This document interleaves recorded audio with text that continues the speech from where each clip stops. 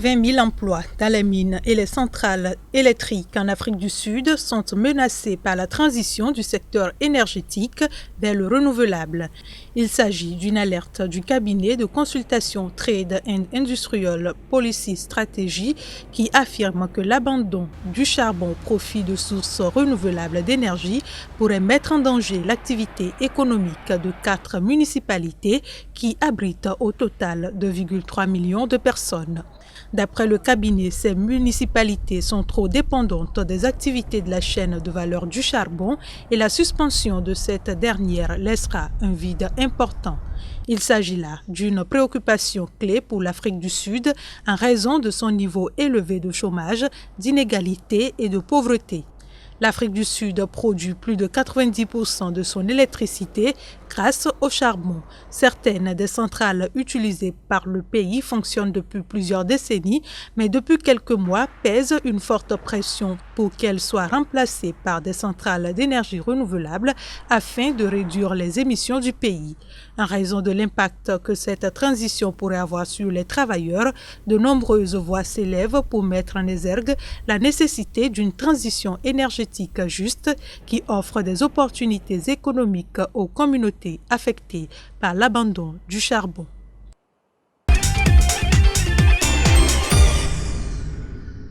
La Russie a ravi en août dernier la place de deuxième importateur de thé kenyan au détriment de l'Égypte. Selon les données du directoire kenyan du thé, Moscou a acheté durant cette période 2300 tonnes de thé, soit 40% de plus que l'année dernière à la même période.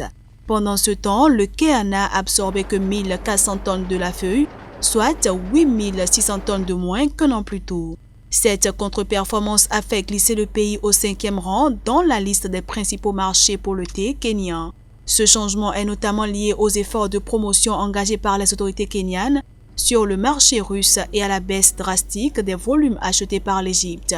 Cet intérêt kenyan pour Moscou s'explique par le fait que la Russie représente le 5e consommateur mondial de thé noir, dont le Kenya est le premier exportateur mondial.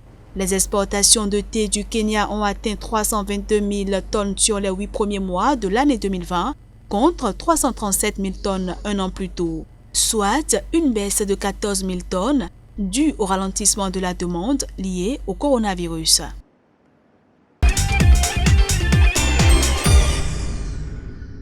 La phase 1 du train express régional au Sénégal a connu une progression significative en termes de réalisation. La Direction générale de la Société nationale en charge de l'infrastructure estime à 97% le taux de réalisation actuel. À ce jour, les 2 voies ferrées aller-retour Dakar-Diam-Niadio sont terminées. D'une capacité de transport de 115 000 voyageurs par jour, le train express régional doit jouer un rôle crucial dans la décongestion de Dakar, une ville en expansion d'environ 3 millions d'habitants. La capitale abrite 25% de la population totale du pays et 50% de sa population urbaine.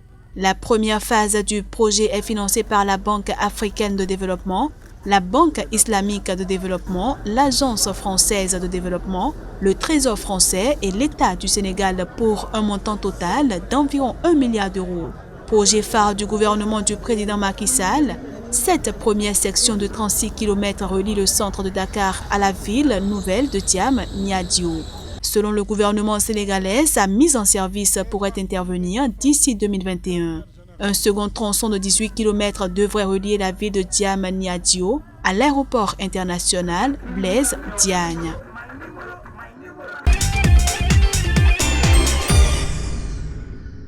Les recettes publiques générées par le secteur minier devraient augmenter de 33% d'ici 2023-2024 en Tanzanie. C'est du moins la nouvelle vision du gouvernement tanzanien. Les recettes passeraient ainsi d'environ 227 millions de dollars prévus pour l'exercice fiscal 2020 à plus de 302 millions de dollars en 2023-2024. Pour atteindre cet objectif, le gouvernement entend accorder au cours des prochains mois de nouveaux permis d'exploitation aux compagnies actives sur les gisements d'or et de terres rares du pays. Il s'agit notamment d'une licence minière spéciale pour l'exploitation des terres rares au projet Ngwala à la société PRNJ Minerals, une filiale de l'Australien Peak Resources.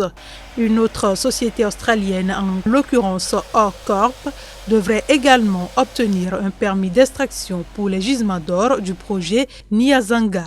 À ces nouvelles attributions de licence s'ajoutent les retombées financières importantes attendues de l'accord avec le géant minier Barrick, mais aussi des mines d'or en production dans le pays ou qui atteindront très prochainement cette étape. Il faut dire que la Tanzanie héberge aussi des gisements de nickel, de graphite et de charbon qui attirent les investisseurs.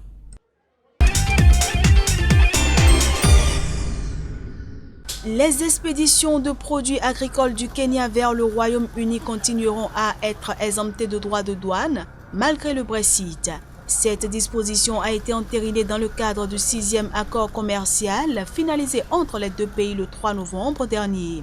Avec le retrait du Royaume-Uni de l'Union européenne, de nombreuses craintes avaient émergé dans le rang des acteurs du secteur agricole qui redoutaient une perte de préférence commerciale, notamment les entrées sans droit que garantissait le marché communautaire.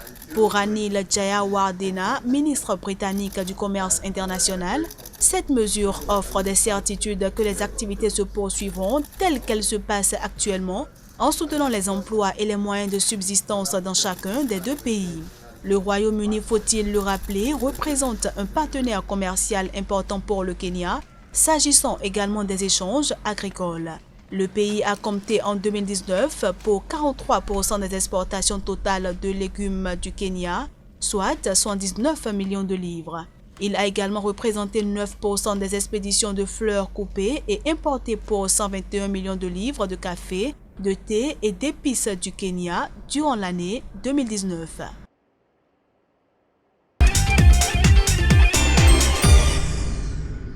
L'Afrique du Sud devrait produire plus de 2 millions de tonnes de blé durant la campagne 2020-2021, une récolte record de la céréale selon les dernières estimations du Crop Estimates Committee. Cette prévision représente près de 30% de plus que la précédente saison et le plus haut niveau enregistré depuis la campagne 2008-2009. Mais cette performance attendue, loin d'être suffisante pour assurer l'autosuffisance de l'Afrique du Sud, lui permettra tout de même de réduire ses importations de blé sur le marché international.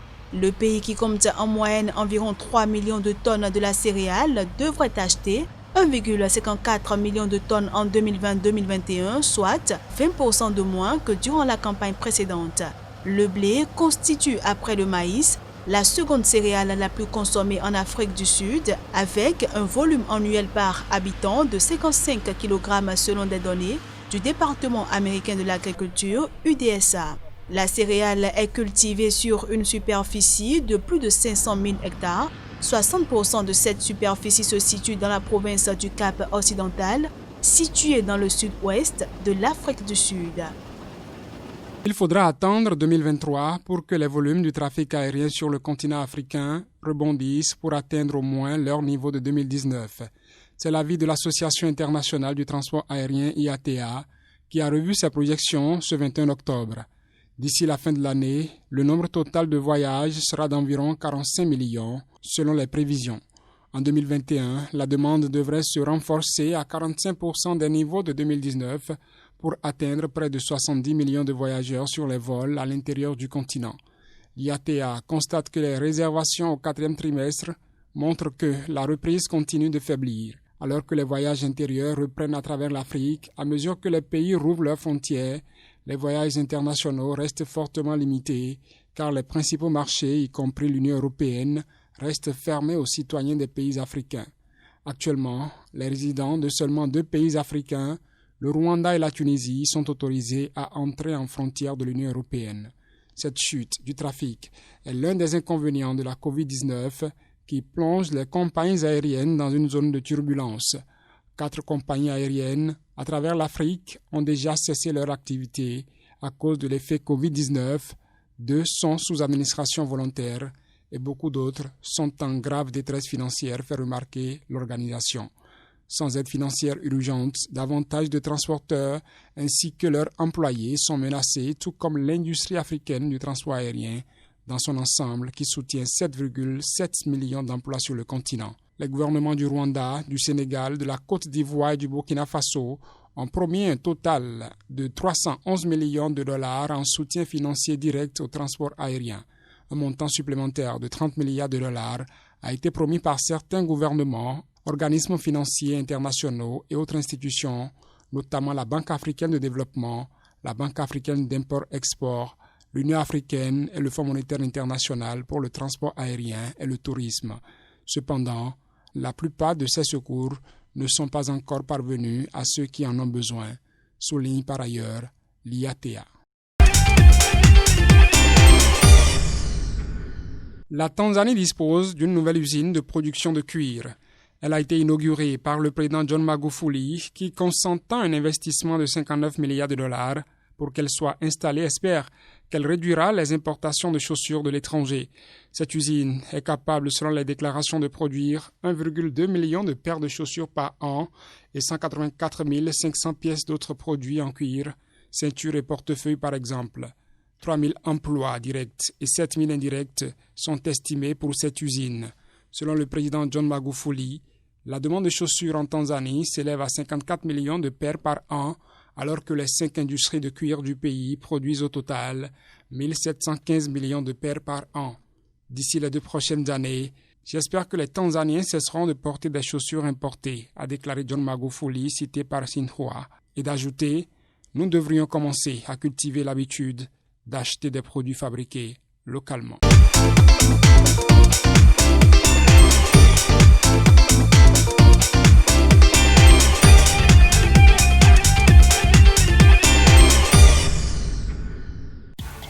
Voici enfin le vrai visage des informations d'un continent africain qui bouge.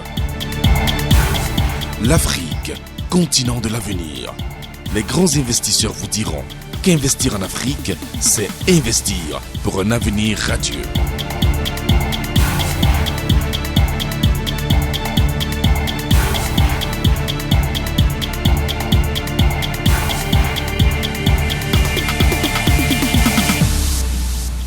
Sika, c'est la nouvelle chaîne de télévision exclusivement consacrée à l'actualité socio-économique, toutes les 30 minutes en Afrique.